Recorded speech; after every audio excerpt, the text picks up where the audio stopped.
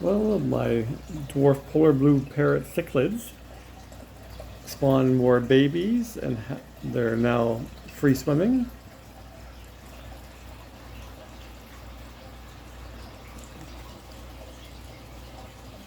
Of course, they're trying to protect them, so they're getting in the way of my filming. Come on.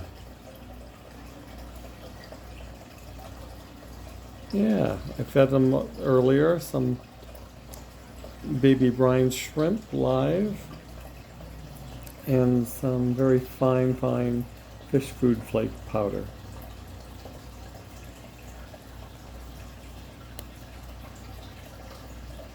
That's the papa.